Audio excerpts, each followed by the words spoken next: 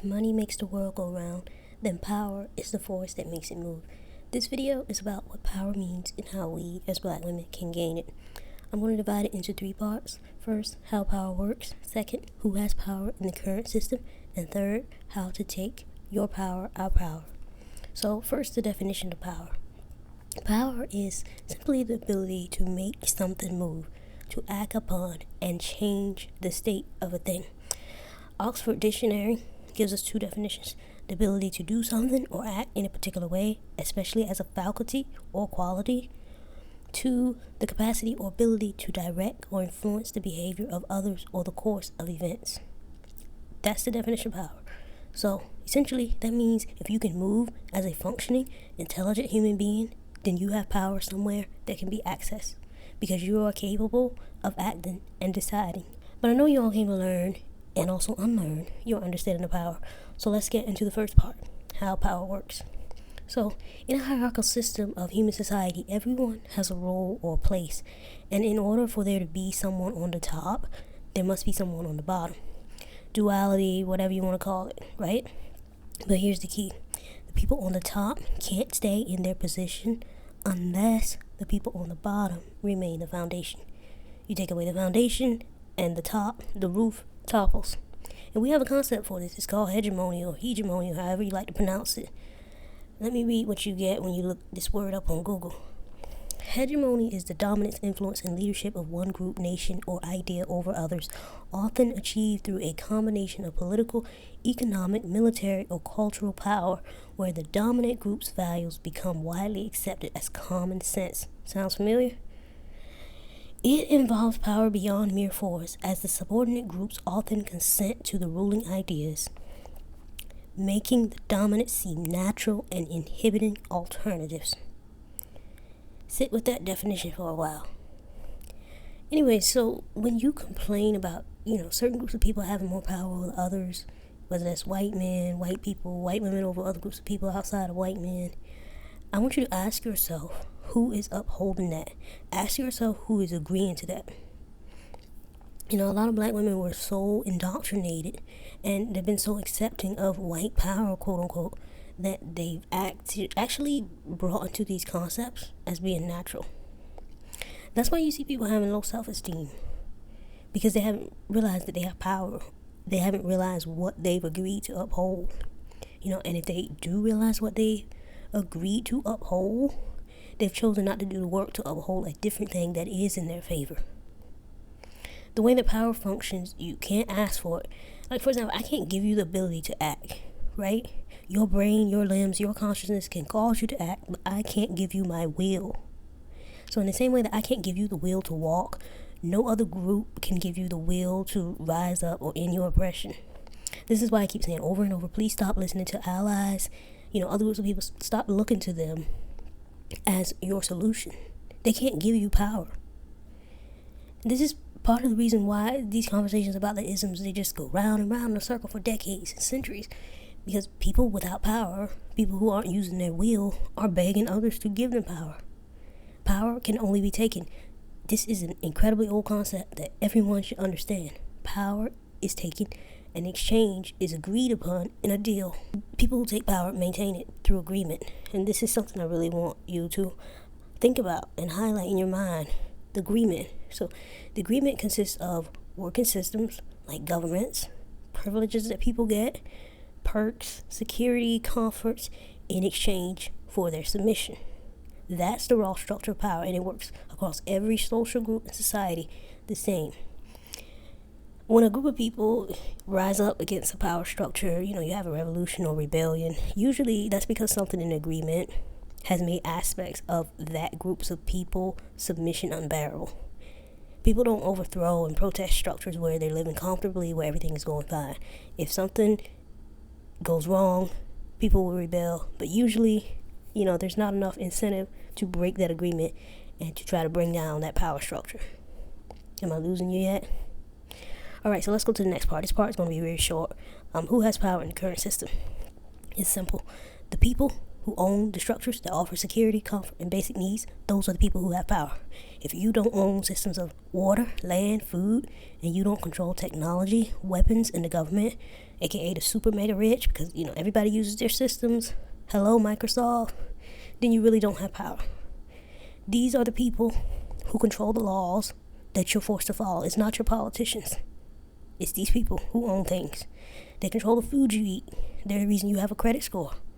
The shows you watch on TV, the religion you follow. Every external decision of your life that leads to your internal life, they control because you rely on what they have created to live in safety and comfort. And those files, those infamous files, really reveal a lot about our manufactured society and individuals who had a hand in designing the facades of our existence. That's an excellent example of the power exchange.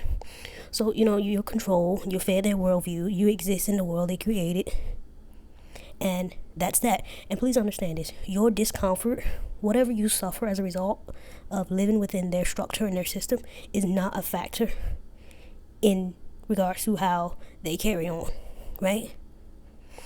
Anyways, all the other power that you've seen between social groups come as a result of members of that group being associated with the people who run those systems I just named. So that is what we call privilege, right?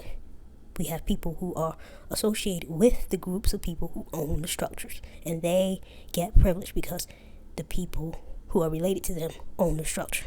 It's a power by proximity and association thing, and that's why whiteness has come to be understood as it is right now in the present. There's nothing inherently better or more powerful, more special about whiteness itself. It's just that many members of a certain group own certain structures. Okay, staying on topic, point 3. How can a person gain power? This is my favorite topic, and this is the whole reason I started my channel, because I want black women to take power. I want us to stop suffering, and I want us to stop being on the bottom of society and enduring oppression. So, as a young black woman myself, who knows that she wants social, financial, political, and structural power, I want all of the power, okay? I will tell you where I began and what I'm doing, because yes, I do have my heart set on gaining power. For black women, we're starting behind a little bit, and so a lot of our conversations on power is going to be very remedial. So, if you want power as a black woman, the number one thing you must start with is your personal life and beliefs. I don't believe you can be a powerful person in any other system when you're unsure within yourself, your personal system. Even if you're insecure or, whatever other flaws you have to be okay with weighing and making decisions. That is the key to power. Since I've started practicing this myself, I've been able to avoid a lot of things that would have set me back. And I'm not even half of where I want to be. Don't get me wrong, but I have eliminated a lot of unnecessary hindrances, and I'm steadily working on that. We as black women, we have enough to go up against. A lot of us, we have to break our backs trying to get financially stable, trying to survive, trying to learn how to care for ourselves, to fix our mental health, you name it. And then on top of that, we're growing up in a society where we're told we belong at the bottom. That's a lot to push back against. You're an average black girl. You're not born into a family with any kind of generational wealth. You're not connected to someone who owns a bank or, even a local car dealership. So you really got to have a strong mind to try to dig your way out. And so that is why I keep emphasizing, your power has to begin in your mind. You have to become free in your mind. First of all, you have to know that you can take action in your mind, because you're already starting in a place where you've been indoctrinated to be mentally powerless.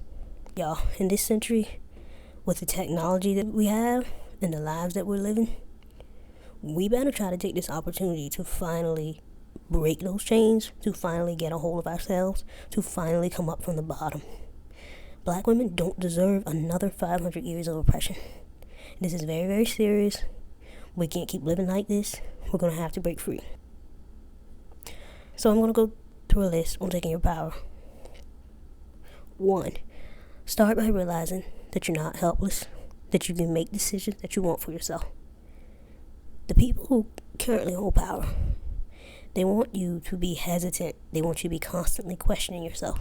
They want you to put other people's needs before your own. They want you to pray to gods that look like them, not you. That's how they maintain the agreement, where you stay in submission and they stay in power. But when you realize, as a black woman, that it's okay to think thoughts outside of that this is possible, you've taken your hand and you've placed it on the latch of your prison gate. That's the first step to your freedom. Give yourself the permission to imagine. Give yourself the permission to imagine a world. Imagine a world where black women own systems, businesses, schools, libraries, banks, farms. Imagine a world where you're not begging to be seen as human, where you're not begging for decency. Imagine a world where your image, dark skin, kinky hair, is worshipped instead of reviled. It is okay to want power in the physical world. It is okay to imagine all of these things for yourselves. Point 2. You're going to have to be okay with the consequences of breaking the power agreement. If the current agreement requires you as a black woman to put everyone above yourself, breaking it means that you have rejected the little bit of social protection, quote unquote, that comes with that. But the good news here is you have very little to risk. Other people, they get more benefits by behaving in the system than we ever will, right? But being at the bottom of the hierarchy automatically means that, you're absolutely getting the least of any benefits from participating. I want to say this for any black woman who worries about what people are going to say. If you want to be a CEO or wear your natural hair or loudly demand money and respect or take up space, do it. Why? Because you're honestly going to be hated whether or not you choose yourself and choose power. So you may as well go ahead and live the life you want. And I realized this a long time ago, even as a little girl. And since then, I've been determined to get what I want someday. So don't fear breaking the agreement. Now 3, and this is the most important one. Create something. The key to getting power is creating something. For all of us, that goes for me, that goes for you, that goes for every single black woman who will come across this video. Create something. When you strip away all the fuss and the passion of social justice movements, y'all, what you're going to see is that the issues that we cry about, all of our oppression, comes literally from the fact that we exist in other people's creations. And, I went over this in the beginning of the video where I talked about government, social structures, and jobs, But again, it comes back to it. When you don't own anything, you can be pushed around, and you'll be in a constant state of begging to be treated fairly. And that is unfortunately what we have been for centuries, millenniums. And we don't deserve to live in that kind of world for another 400 years. We don't deserve to always get the worst end of the stick, to have the worst pay, the worst health outcomes, the worst neighborhoods. Y'all, I'm really telling you, if we don't create anything, we're never going to have power. We have to build, and we have to defend what we build. And on the topic of creating and building, what we create and build has to be something that is necessary for people to use. Like, selling lashes is great, right? But that's not essential. A restaurant is good, but you can only feed the people in that area. You have to build something that solves problems for all kinds of people and that simultaneously allows you to write a narrative about the world. That's power. So if you're listening to this, I want you to start thinking about what you can create, what industry you can go into if you're already in an industry. And I know it's slow dodging, we don't have a lot of money, I know we face obstacles, but figure it out. We always figure things out. You can figure this out. And, if you're dating a wealthy man, use his resources to help you. Don't just get a bag or a trip or a car. Sure, fine, those are great, but you need to use his resources to help you build something that will outlast both of you. I personally am working on my creation. There's nothing in this video, I'm telling you, that I'm not working hard at myself. My slogan, one of the principles that I believe in, the creator is God. The creators in this world are gods. That's my last point. Wrapping up my power video. But here's one thing before you go. I don't want you to listen. And if you don't take anything else from this video, I really do want you to hear this, okay? Power and responsibility. 2 sides of the same coin. So you can't have power without responsibility. If you are told that you're responsible, but you're not, you don't hold power, then you're a scapegoat. And if you're recognized as powerful, but you're not held responsible, then you're a president. Anyways, power Power and responsibility go hand in hand. You can't be powerful while also not being responsible for your conditions. If you think about all the things that black women go through, you're probably going to get this sinking feeling in your chest like, oh yeah, we've always had it so hard. But just stop yourself in the middle of that and ask yourself, what can black women themselves do to personally stop these things? And I guarantee you that for anything you name, there's an answer. But guys, if you get upset every time another black woman tells you that something that you're doing is setting you back, you are rejecting responsibility and you are rejecting power. If you make excuses, you're rejecting responsibility and you're rejecting power. If it's not your fault, then it's also not your power. You have to look at the things we go through dead in the face, make a decision and a plan that you're not going to go through it anymore. Take your power. You have to strip yourself down. You got to look at your habits, look at your mindset, look at what you're allowing, what you say is okay. Every single thing in your life. And decide if that is aligning to you gaining power or staying a victim.